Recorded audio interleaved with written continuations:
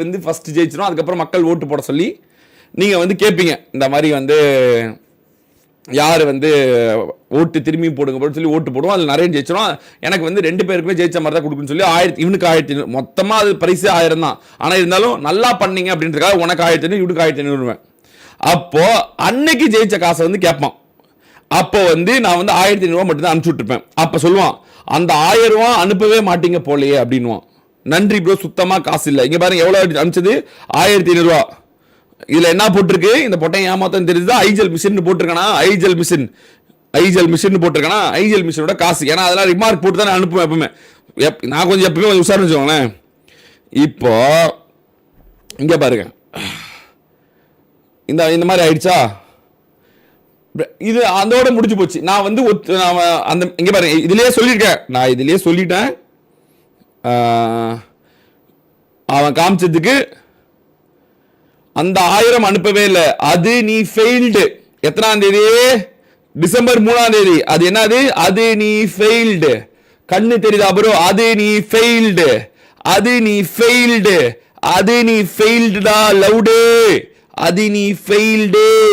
Seat பண்ணி காசு வாங்காத, ஃபெயில்டு ஃபெயில்டு ஃபெயில்டு ஃபெயில்டு அப்படின்னு சொல்லிட்டேன்.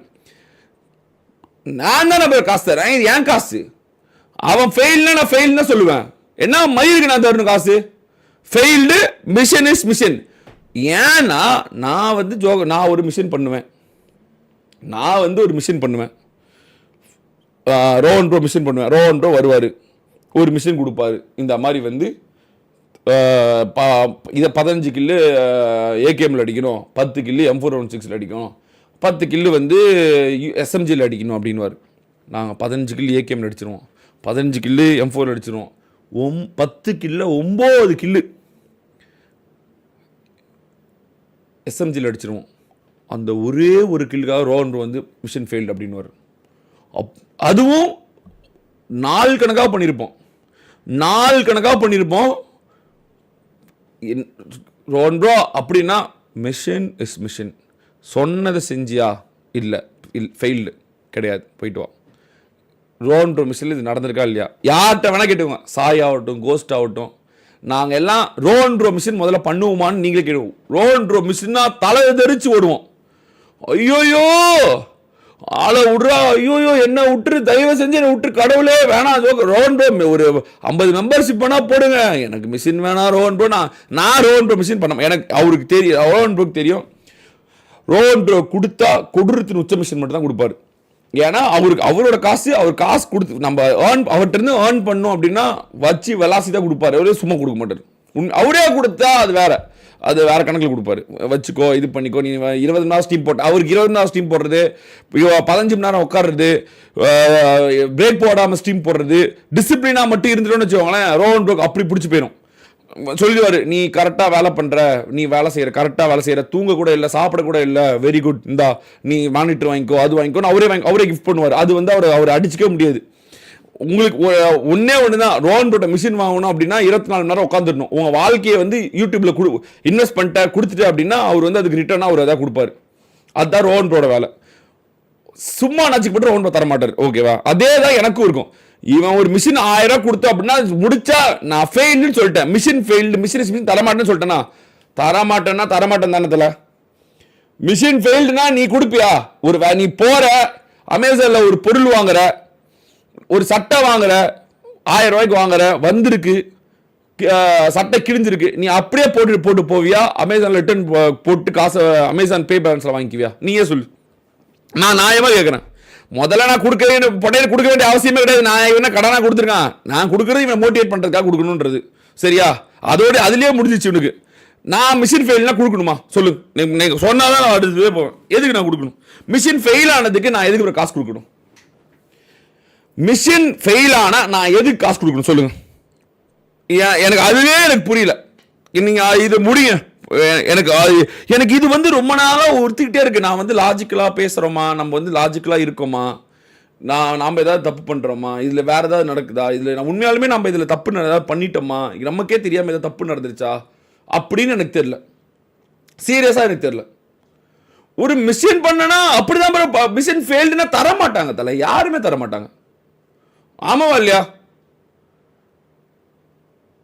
எனக்கு தெரியாது 1000 கொடுக்கணும் 1000 கொடுக்கணும் மிஷன் ஃபெயில்டுன்ற நான் எப்படி 1000 கொடுப்பேன்?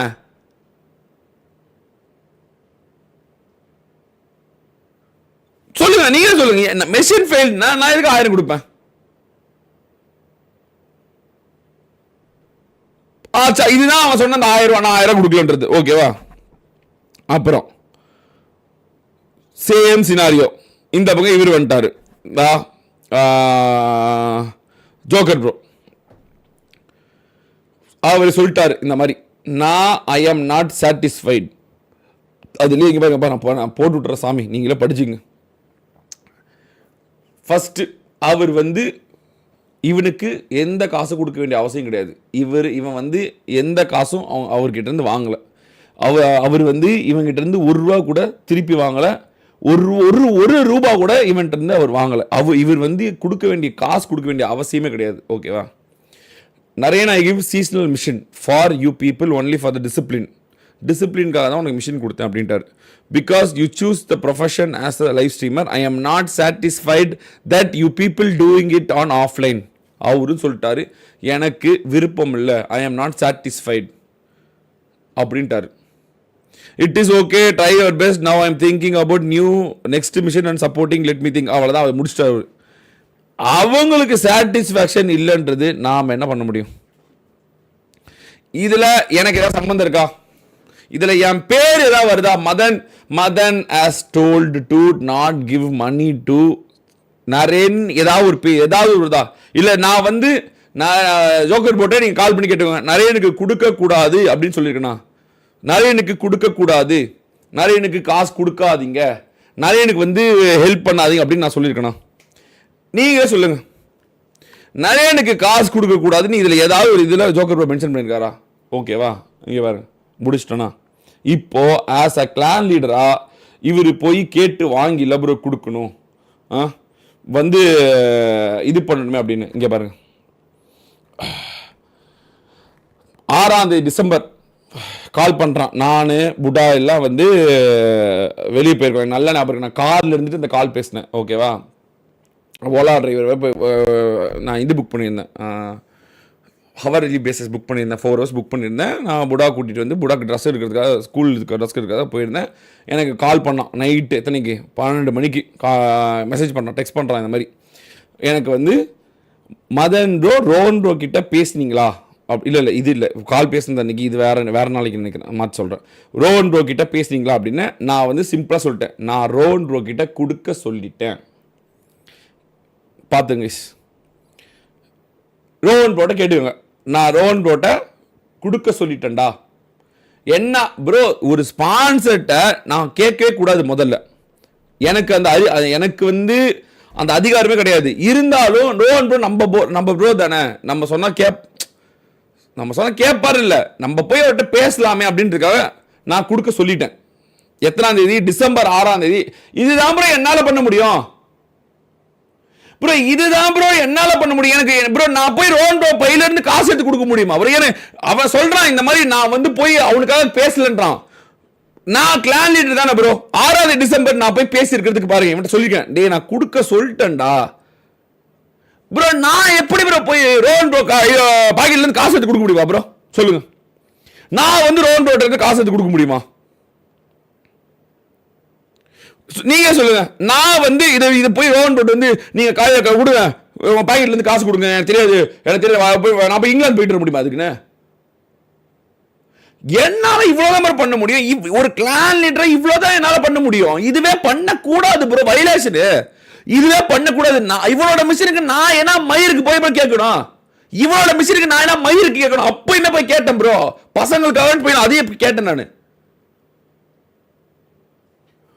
அவ்வளவு ஆதாரம் இருக்கு. இந்த புண்டையெல்லாம் இதெல்லாம் காட்ட மாட்டேன்றான், சூத்தியா பையன். இதை மட்டும் விட்டுட்டு நொட்டுறான். எனக்கு சிரிப்பு தான் வருது. ஐயோ, என்னடா இவன் இப்படி இவ்வளவு டம்மி பாபா வாங்குறான். இவன் டெலிட் பண்ணுவான்னு சொல்லி எல்லாத்தையும் ஸ்கிரீன்ஷாட் எடுத்து வச்சிட்டேன். ஒன்னு விடாம, ஏன்னா ஐவி பண்ண மாதிரி அன்சென்ட் பண்ணிடுவான்னு சொல்லிட்டு எல்லாத்தையும் ஸ்கிரீன்ஷாட் எடுத்து வச்சிட்டேன். நான் ஒன்னு விடாம தப்பிக்க கூடாதுன்னு ஆரம்பத்துல இருந்து இப்போ வரைக்கும் எல்லாத்தையும் ஸ்கிரீன்ஷாட் எடுத்துட்டேன். ஒரு இதில் கூட தப்பிக்க கூடாது அப்படின்னு.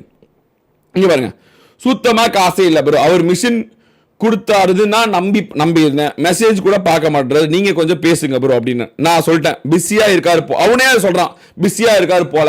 ஏன்னா வந்து அவரை பத்தி ஆப்போசிட்டா பேசினா அவருக்கு பிடிக்காது, அதனால அவனே சொல்றான் பிராக்கெட் போட்டு, ப்ரோ பிஸியா இருக்காரு போல ப்ரோ அப்படின்றான்.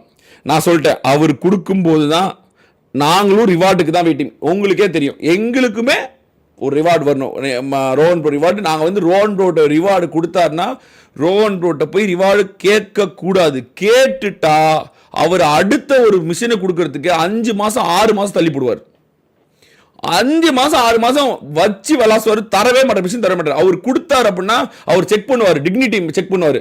இவன் வந்து நம்மகிட்ட ஏதாவது பிரச்சனை பண்றானா, இவன் வந்து ஒழுக்கமா இருக்கானா, இவன் வந்து கரெக்டா மிஷின் முடிச்சுட்டு வெறும் சப்மிட் பண்ணிட்டு வெயிட் பண்றானா, பேஷன்ஸா இருக்கானா, பொறுமையா இருக்கானா, அது ப்ரொஃபஷனலா டீல் பண்றானான்னு ரோஹன் ப்ரோ செக் பண்ணுவார், எப்பவுமே செக் பண்ணுவார். நாங்களா இருந்தாலும் சரி, அது கோஸ்டா இருந்தாலும் சரி, சாயா இருந்தாலும் சரி, எல்லாருமே செக் பண்ணி தான் ரோஹன் ப்ரோ தருவார். ஏன்னா அவர் வந்து கொடுக்க வேண்டிய அவசியம் என்ன? அவர் என்ன எங்கள்கிட்ட கடன் வாங்கினாரா? எங்களுக்கு என்ன ஒரு 5 லட்சம் கடன் கொடுக்கணுமா? அவரு எங்களோட நன்மைக்காக கொடுக்குறாரு, நாங்க நல்லா இருக்குன்றதுக்காக கொடுக்குறாரு. நான் வந்து சொல்லிட்டேன், எப்போ